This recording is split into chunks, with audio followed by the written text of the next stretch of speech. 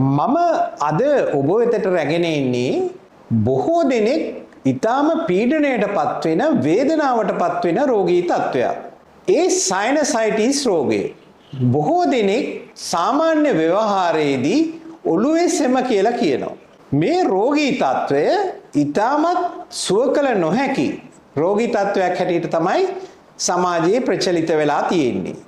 විශේෂයෙන් ඉංග්‍රීසි වෙදකමේ බටහිර වෙදකමේ මේකට නිට්ටාවට සූ කිරීම සඳහා ප්‍රතිකාරයක් නැහැ. නමුත් මගේ ප්‍රතිකාරවල පර්යේෂණාත්මකව කරන ලද ප්‍රතිකාර පන්තියක් තුලින් මෙම රෝගී තත්ත්වයේ සම්පූර්ණ සුවපත් කිරීමට අද වෙන විට හැකියාව ලැබිලා තියෙනවා. විශේෂයෙන් චීන කටු චිකිත්සාවේ විශේෂ නිලස්ථාන තියෙනවා මේ වේදනාව සමනය කරන්න හැකියාව තියෙන. ඒ වගේම ආයුර්වේද වෛද්‍යවරයෙක් වශයෙන් මා ලබාගත් පරිචය තුළ මා විසින් නිෂ්පාදනය කරන ලද තෙල් වර්ගයක් මේ සඳහා මම පාවිච්චි කරනවා. ඊට අමතරව ටැබ්ලට් ෆෝම් එකෙන් එන පෙති වර්ග හැටියට එන බෙහෙත් කීප වර්ගයක් මම පාවිච්චි කරනවා. මෙම ප්‍රතිකාර පන්තියක් තුලින් මෙම රෝගී තත්ත්වයේ නිට්ටාවට සුව කර ගැනීම සඳහා අද මට හැකියාව ලැබිලා තියෙනවා. විශේෂයෙන් මෙහිදී මට මගෙන් සුවය ලබාගත් අයගේ ඉල්ලීම මත මම අද මේ වැඩසටහන කරන්නේ.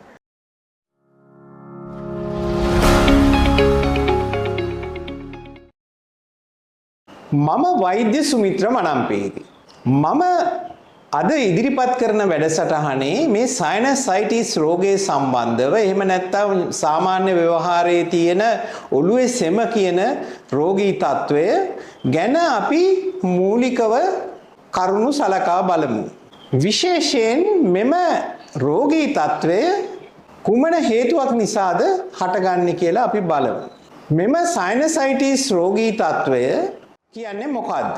මේ සයිනසයිටිස් රෝගී තත්ත්වය අපේ හිස් කබලේ ඇතුල් පැත්තේ වාතයෙන් පිරුණු වායු කෝටරක එහෙම නැත්නම් වායුමය කුහර තියෙනවා. විශේෂයෙන් මේ වායුමය කුහර ආශ්‍රය කොටගෙන ශ්ලේෂ්මල පටක පිහිටවනවා.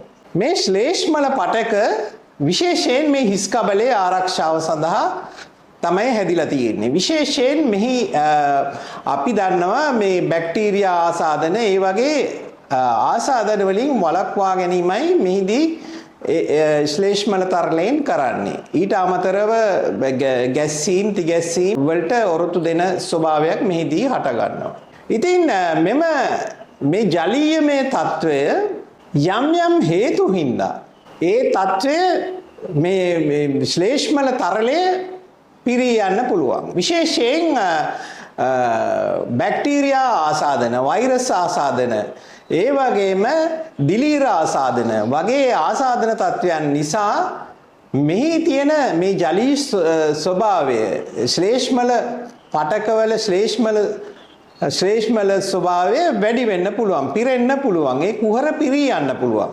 ඒ කුහර පිරී ගියාම අධික වේදනාවක් දැනෙනවා. ඒ වගේම ඒ සමගම විශේෂයෙන් මේ නාසයෙන් දියර ගැලීම ඒ වගේ තත්ත්වයන් ඇති වෙන්න පුළුවන්. විශේෂයෙන් පළවෙනියෙන්ම මම කැමති කතා කරන්න මෙම නළල ආශ්‍රය කොටගෙන මේ ඇහි බෙයි වලට උඩින් නළල ආශ්‍රය කොටගෙන තිබෙන මේ කුහරමය මේ ෆ්‍රන්ටල් සයිනස් හැටියට මේක හඳුන්වනවා. මේ ෆ්‍රන්ටල් සයිනස් එකේ මේ සයිනසයිටිස් තත්ත්වය ඇති වෙන්නට බලපාන ප්‍රධාන හේතුව හැටියට කියන්න පුළුවන් මේ බැක්ටීරියා, දිලීර, වෛරස් ආසාදන හේතු කොටගෙන තමයි ප්‍රධාන වශයෙන් මේ තත්ත්වය ඇති වෙන්නේ.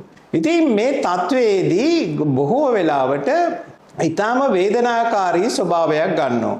මේක විශේෂයෙන් මේ නළල දෙපැත්තේ සිට මේ ඇහිබැමි වලට උඩින් හට ගන්නා අධික වේදනාව මේ හිස් කබලේ පිටුපසට වෙනකම් පැතිරෙන්න පුළුවන්. ඒ වගේම විශේෂයෙන් මේ ශ්ලේෂ්මල තරලය නාසයෙන් නිතර පිට වෙන්න පුළුවන්. ඒ වගේම ඝන වෙලා නාසය හිරවි ඇති තත්වයක් ගොඩ නැගෙන්නත් පුළුවන්. විශේෂයෙන් මෙහිදී නින්දට බාධා සිද්ධ වෙනවා. මේ දැඩි ලෙස මේ ඝන ශ්ලේෂ්මල තරලය නාසයේ හිර වී තිබීම නිසා.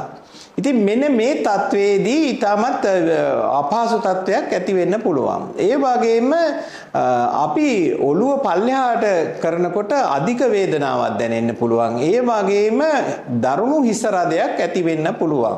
ඔළුවේ පිටිපස්සට විහිදෙන නළලේ සිට ඔළුව පිටිපස්සට විහිදෙන අධික වේදනාවක් ඇති වෙන්න පුළුවන්.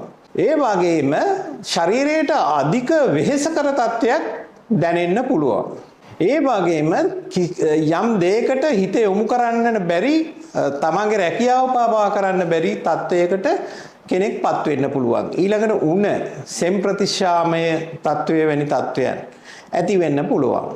ඒ වගේම මෙම රෝගී තත්වය හටගන්න තවත් හේතු වන හේතු සාධක හැටියට මේ අපේ ඉමියුන් සිස්ටම් එකේ තියෙන දුර්වලතාවය හඳුන්වන්න පුළුවන්. අපේ ඉමියුනිටි එක අඩු වෙනකොට අපිට නොයෙකුත් ආසාදන තත්වයන් වැළඳෙනවා. මෙම තත්වය බොහෝ වෙලාවට මේ රෝගී තත්වය ඇති වෙන්න හේතු වෙනවා, බලපානවා. ඒ වගේම නොයෙක් වෙලාවට ගොඩක් අයට තියෙන ප්‍රශ්නයක් තමයි මේ පීනස ඇදුම වගේ තත්වයන් තියෙන අයට මේට පහසුවෙන් ගොදුරු වෙනවා. ඉතින් මෙන්න මේ වගේ තත්වයන් හේතු වෙනවා මෙම රෝගී තත්වය හටගන්න. ඊට අමතරව මේ අපේ නාසයේ ඇතිවෙන අර්බුද nasal polyps කියලා කියනවා. මෙන්න මේ රෝගී තත්වයේදීත් මේ නාසයේ හිරවීමට බලපානවා. එතකොට මේ ශ්ලේෂ්මල හරියට පිට වෙන්නේ නැති තත්වයක් ඇවිල්ලා මේ ශ්ලේෂ්මල තරලයේ පිරෙන්න පුළුවන්. ඉතින් මේවා සාමාන්‍ය සැත්කම් වලින් ඉවත් කරගැනීමේ හැකියාව තියෙනවා. බෙහෙත් වර්ගයක් තියෙනවා අපි සතු. ඉතින් මෙන්න මේ තත්වයේදී ඇති වෙන්න පුළුවන්. මේ තත්වය ඊටමත් වේදනාකාරී, ඒ වගේම නොයෙකුත් අපහසුතාවයන් ගොඩ නැගෙන්න පුළුවන්. එදිනෙදා කටයුතු කර ගැනීම පවා අපහසු වෙන්න පුළුවන්. ඒ සමගම මෙම රෝගී තත්වයට අමතරව ඊළඟට මේ අපේ S2 අතරේ තියෙන කොටස, මේ S2 අතරේ තියෙන කොටස ආශ්‍රය කොටගෙන මෙවැනි කුහරමය කොටසක් වෙනම තියෙනවා. ඒක එත්මොයිඩ් සයිනස් හැටියට හඳුන්වනවා. මේ එත්මොයිඩ් සයිනස් එකත් මේ ආකාරයෙන්ම ආසාදනයට පත් වෙන්න පුළුවන්. විශේෂයෙන් වෛරස්, දිලීර, ඒ වගේ රෝගී තත්වයන් නිසා, බැක්ටීරියා රෝගී තත්වයන් නිසා. ඉතින් එහිදීත් මේ ආකාරයෙන්ම විශේෂයෙන් ඔළුව පහත් කරනකොට ඉතාම අධික වේදනාවක් දැනෙන්න පුළුවන්. ඊළඟට ඇස් වටා කුහරය වටා අධික වේදනාවක් දැනෙන්න පුළුවන්. ඊළඟට ඇස් පිහාටු ඉදිමෙන්න පුළුවන්. ඒ වගේම ඔළුව පල්ලෙහාට හරවනකොට අධික වේදනාවක් දැනෙන්න පුළුවන්. අධික හිස රදය, ඒ වගේම උණ සෙම් ප්‍රතිශාමයේ තත්වයන් ඇති වෙන්න පුළුවන් පහසුවෙන්. ඉතින් මේ වගේ ඉතාමත් අපහසුතාවයකට කෙනෙකුට මුහුණ දෙන්න වෙන තත්වයක් තමයි මේ ඉත්මොයිඩ් සයිනසයිටිස් කියන තත්වය. මේ ඉත්මොයිඩ් සයිනසයිටිස් තත්වය ඇතිවන්නේ විශේෂයෙන් මේ විස බීජ ආසාදනය නිසා. ඊළඟට ඒ වගේම ඉත්මොයිඩ් සයිනසයිටිස් හැදෙන්න ප්‍රධාන හේතුවක් තමයි මේ nasal polyps කියන එක. එතකොට මේ nasal polyps ඉඳලා මේ විවර බොහෝ වෙලාවට වැහිලා මෙහි ශ්ලේෂ්මල තරලේ වැඩියෙන් ඒක රාශී වෙන්න පුළුවන්. ඉතින් ඒකින්ද බොහෝ වෙලාවට මේ අධික වේදනාවක් දැනෙන ඉසිසරදයක් ඇති වෙන්න පුළුවන්. ඊළඟට නාසය තද වෙන්න, නාසය හිර වෙන්න මේ ශ්ලේෂ්මල තරල කොළ පාටට හුරු කහ පාට ශ්ලේෂ්මල තරලෙන් පිරී යන්න පුළුවන්. ඒවා එළියට එන්නේ නැති නිසා අධික වේදනාවක් දැනෙන්න පුළුවන්. එතකොට මේ හිස් කබල ආශ්‍රිතව S2 ආශ්‍රිතව අධික වේදනාවක් දැනෙන්න පුළුවන්. ඊළඟට ඇස් වලින් නිතර කඳුළු ගලන්න පුළුවන්. ඒ වගේම මේ ඇස් කුහර වටා අධික වේදනාවක් දැනෙන්න පුළුවන්. ඒ වගේ ඇස් වලට බලපාන රෝගී තත්වයන් මෙහිදී උග්‍ර වෙන්න පුළුවන්. විශේෂයෙන් මේක නොසලකා හිටියොත් මේ අධික විස බීජම ආසාදන තත්වයන් යටතේ ඇසේ පෙනීම පවා අහිමි වෙන තැනට කරුණු සිද්ධ වෙන්න පුළුවන්. ඉතින් ඒකින්ද මෙහි බරපතලකම ඔබට දැනෙනවා ඇති. ඉතින් ඒ වගේම මේකටත් හේතු වෙන්නේ බොහෝ වෙලාවට මේ විස බීජ ආසාදන තත්ත්වයන් ඊළඟට ඒ වගේම අපේ ඉමුනිටි එකේ අපේ ප්‍රතිශක්තියේ දුර්වලතාවය ප්‍රධාන වශයෙන් බලපානවා. ඒ වගේම විශේෂයෙන් පීනස ඇදුම වගේ රෝගී තත්ත්වයන් වලදී මෙම තත්ත්වය ඇති වෙන්න හේතු වෙනවා.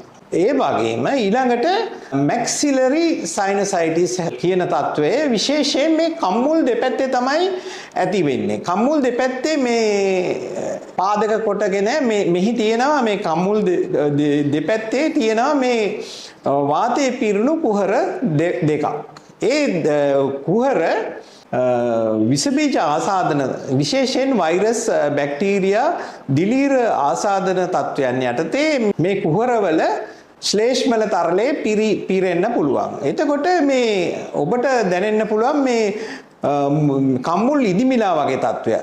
සියුම් සමක් ඇති වෙනවා. ඒත් සමග මූණ යම්කිසි රත් පැහැයක් ගන්න පුළුවන්. ඒ වගේම මේ ශ්ලේෂ්මල තරලයේ පිරීමත් සමග අධික හිස රදය ඒ වගේම ඇස්වල වේදනාව අධික හිස රදය ඒ වගේම මේක අපේ දත් වලටත් මේක පැතිරෙන්න පුළුවන්. විශේෂයෙන් මේ රෝගී තත්ත්වය ඇති වෙන්න ප්‍රධාන හේතුවක් වෙනවා මේ අපේ දත් දිරලා ගොඩක් බැක්ටීරියා ආසාදන ඒ දත්වල තියෙනකොට මෙම සයිනස් වලට ඒක පැතිරෙන්න පුළුවන්. ඒකින්දත් මෙම maxillary sinusitis තත්ත්වය ඇති වෙන්න පුළුවන් මේ දත් වලින් ඇතිවන ආසාදන තත්ත්වයක් හින්දා.